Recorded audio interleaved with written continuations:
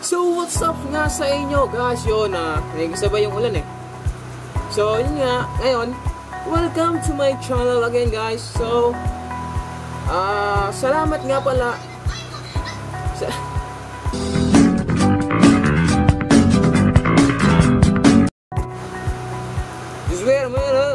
Really, nigga?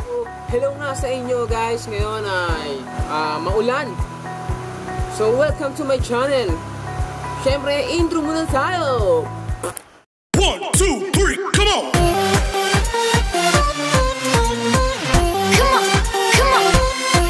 갑자기 내게 나타나준 너, 난 아무 말도 할 수가 없었지.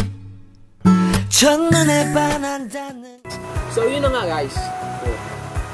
Meron tayong 32 subscribers. Wow, grabe. Sa mga nanonood dyan, mga viewers natin, mga subscribers natin, yun, mas lalo ko pang ayusin, mas lalo ko pang gagandahan. Really, nigga? Yung mga kakulitan natin, lalo nating ilalabas. Okay, yun. So, yun nga, dako na tayo sa ating topic. So, yun nga, sasagutin ko na yung mga ilang katanungan. Hi sa'yo, Brando Blay Peña. Ito na yung tanong mo na aking sasagutin. So, ang sabi mo dito sa iyong comment, kung sakaling magkakaroon ka na ng Google Ads at monetization, saan mo to gagamitin? So, yun nga, bago ko sagutin yan, syempre, subscribe muna kayo kay Brando Blay Peña. Ito yung kanya YouTube channel. Okay, search nyo na lang. So, syempre, panoorin nyo rin. Like, share, comment na lang din kayo sa kanya. Tapos, painggan nyo yung mga kanta niya. Grabe, tago sa puso. Ooh. Oh, hell no! You serious? Ooh. So, yun nga. So, balik na tayo doon kung paano ko sasagutin. So, ulitin ko, kung sakali magkakaroon ka na ng Google Ads at monetization, saan mo ito gagamitin? So, yun nga. Baka naman YouTube. Okay. So, yun nga. Kung magkakaroon man ako ng Google Ads, syempre, gagamitin ko to sa mga tamang paraan. Ano nga ba yung mga paraan na yun? So, kung kumita man yung YouTube channel natin, yung YouTube channel ko, so gagamitin ko yung kikitain ko para tumulong sa iba. Diba? Kasi guys, totoo lang, napakasarap tumulong sa iba. Yung tipong kahit walang-wala ka na, pero nakikita mo na wala rin sila. Pero kung kaya mo naman tumulong guys, diba? Bakit hindi? Diba? Sabi nga nila, kung pinagpapala ka, mas lalo kang pagpapalain kung marunong kang magbigay. Next question natin ay nanggaling kay Ruichi Gabriel. Okay? Sinong dahilan? Bakit sino? Diba dapat, anong dahilan? Diba? Kasi sino dahilan? Really, nigga? Okay.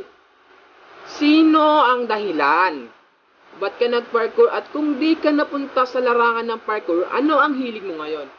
So, napaka-easy lang na itong tanong na to, no? Pero bago yan, syempre, subscribe muna kayo kay Ruichi Gabriel. Ito yung kanyang YouTube account channel, okay? Like, share, subscribe na lang kayo, comment na lang din, bahala na kayo. Basta, si Ruichi, siya yung mga nag-e-edit, yan. Makikita nyo sa YouTube niya, puro editing. Kung gusto nyo matutong mag-edit, yan. Subscribe kayo sa kanyang channel. May mga tips siya doon kung paano gawin. So, yun nga, balik na tayo sa topic natin, di ba? Nasisingit ko pa kasi, hindi. Yung kailangan natin syempre isingit, di ba? Kasi kaibigan natin, di ba? So, yun nga, sasagutin ko na yung kanyang sagot. Sasagutin ko na yung kanyang sagot sa tanong. Nope. Sasagutin ko na yung tanong niya, di ba? Ano, ang gulo ko. Sasagutin ko na yung sagot niya sa tanong ko. Sasagutin ko na yung sasagutin ko na yung tanong niya. Ayun, sasagutin ko na yung tanong niya. So, eto na nga yung sagot ko. So, kung hindi ako nagpa-parkour ngayon, yung parkour guys, sa mga hindi po nakakalam, search nyo na lang sa Google, malalaman nyo. Hindi, joke. Yun nga, sa mga hindi nakakalam ng parkour, ito yung mga tumatalon-talon na parang palaka, yung mga tumatakbo, yung kailangan mo maabot yung parang point A to B guys, di ba? So, ikikwento ko kung paano siya. Parang, ito yung building, diba? Tapos may building dito. So ngayon, tatakbo ka, tapos tatalon. Para makarating ka, diba? Sorry, sorry. Ang corny. Okay. So, yun nga, di ba? Kung hindi naman ako nagpa-parkour ngayon, guys, malamang tambay lang ako sa bahay.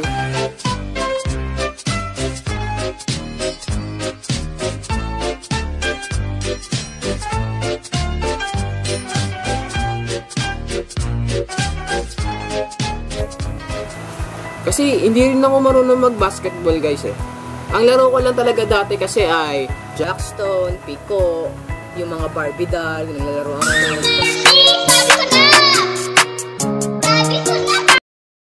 So, yun nga. So, yun, nasagot ko na yung tanong niya, diba? Ang gulo ko, basta intindihin nyo na lang, diba? Diba? Tapos, doon naman tayo sa next na katanungan. Nanggaling pa to sa, sa babaeng pangalan ay Angelica Malsi. Hindi ko kilala yun, guys. Comment nyo na lang kung kilala nyo siya. So, ang sabi niya ay, kung pagbibigyan ka ng pagkakataon na itama lahat ng pagkakamali na nagawa mo sa sarili mo or buhay mo, kung meron, anong pagbabago gagawin mo? Anong proseso gagawin mo? So, napakahirap ng sagot niya, no? Ay, ng tanong niya, no? Really, nigga? Ang hirap lang sagutin, no? Kasi, guys, totoo lang talaga, ang dami kang pinagdaan ng hirap sa buhay. Naranasan ko yung paulit-ulit na iwan. Naranasan ko yung paulit-ulit na masaktan. Diba? Naranasan ko yung malalaman ko yung girlfriend ko may boyfriend na iba. Wow. Oh my God. Diba? Malalaman ko, 3 pala kami. Ako yung pang-4. Paano naging 3 kami? Ako yung pang-4. So, yun nga. Diba? Kung may babaguhin man ako sa sarili ko, siguro yung pag-uugali ko kasi minsan pag naiinis ako, yung tumataas yung dugo mo, lahat naman siguro naiinis, di ba? Hindi natin maiwasan yun. Napapasigaw ako, gano'n, nagagalit ako kasi nga, ayoko nung ganto, ganyan, yung parang ang dami mo sasabihin sa akin, nakikisabay ka pa, tapos ginigigil mo pa ako, di ba? Tapos hinaharot-harot mo pa ako. Yun yung pinakakaya ko sa lahat, eh. Kaya siguro kung ano man yung babaguhin ko, siguro yun, yung pag-uugali ko na gano'n. So, dahil nga doon, tapos na kasi wala nang ibang gustong mag-comment. So, hanggang dito na lang tayo, guys. So, alam niyo gagawin nyo? Support my YouTube channel, then subscribe na rin kayo, like and share, comment. Huwag kasi kayo mahihiyang mag-comment, di ba? Dapat kung may problema kayo, sabihin nyo sa akin, baka makatulong ako. Diba? Wag lang sa pera, kasi wala tayong kapera-pera ngayon. So, yun nga, guys. Maraming salamat sa 32 subscribers natin, sa mga bago natin viewers dyan. I love you! Kahit di nyo ako mahal. So, yun. Bye! 자기네게 나타나준 너 난 아무 말도 할 수가 없었지 첫눈에